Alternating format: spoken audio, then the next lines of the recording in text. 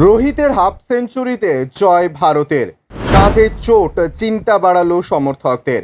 50 ওভারের বিশ্বকাপ যেখানে শেষ করেছিলেন, ঠিক সেই জায়গা থেকেই যেন টি-20 বিশ্বকাপের অভিযান শুরু করলেন ভারতীয় ক্রিকেট দলের অধিনায়ক রোহিত শর্মা।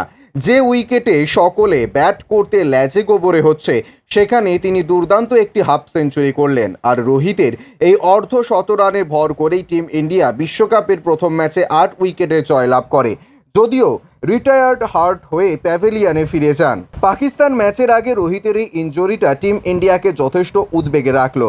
প্রথমে আয়ারল্যান্ড ইনিংসে একেবারে চোখ বুলিয়ে নেওয়া যাক। আয়ারল্যান্ডের শুরুটা একেবারে খারাপ হয়েছে। ইনিংসের তৃতীয় ওভারে আর্শদীপ সিংয়ের ডেলিভারিতে আইরিশ অধিনায়ক পল স্টার্লিং এবং অ্যান্ড্রু ব্যালবার্নি প্যাভিলিয়নে ফিরে যান।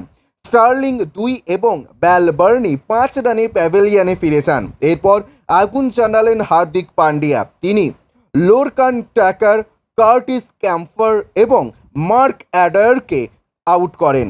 অন্যদিকে জসপ্রীত বুমরা আবার হ্যারি টেক্টর এবং জোশুয়া লিটলের উইকেট শিকার করেন। সিরাজ ফেরালেন জর্জ ডাকরেলকে এবং অক্ষর প্যাটেল নিলেন বেরি ম্যাকারিথির উইকেট।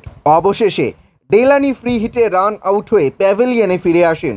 ভারতের হয়ে হার্দিক 3টে উইকেট নেন। এছাড়া 2টো করে উইকেট শিকার করেন আর্শদীপ সিং এবং জসপ্রীত বুমরা। মোহাম্মদ সিরাজ এবং অক্ষর 1টি করে উইকেট শিকার করেন। এরপর শুরু হয় ভারতের ব্যাটিং। এই ম্যাচে ভারতীয় ব্যাটারদের যথেষ্ট সমস্যার মুখে পড়তে হয়েছিল।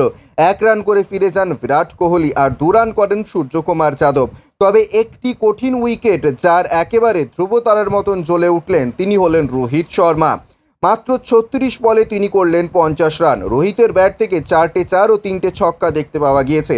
অবশেষে 52 রানের মাথায় 9.6 ওভারে রিটায়ার্ড হার্ট হয়ে তাকে মাঠ ছাড়তে হয়। আসলে 8.2 ওভারে জোশুয়া লিটলের একটি ডেলিভারি তার কাঁধে এসে লাগে। সেই সময় তিনি বিশেষ কিছু জানাননি। পরে 2টো বল তার ব্যাট থেকে জোড়া ছক্কা দেখতে পাওয়া যায়। কিন্তু মাঠ ছাড়ার পর তিনি যেভাবে ভারতীয় ক্রিকেট দলের ফিজিও কমলেশকে নিজের কাঁধ দেখাচ্ছিলেন, তাতেই আশঙ্কা করা হচ্ছে যে তার কাঁধে চোট লেগেছে। যদিও এই ব্যাপারে বেশি কোনো আপডেট এখনও পাওয়া যায়নি। ব্যুরো রিপোর্ট, ইউজে নিউজ।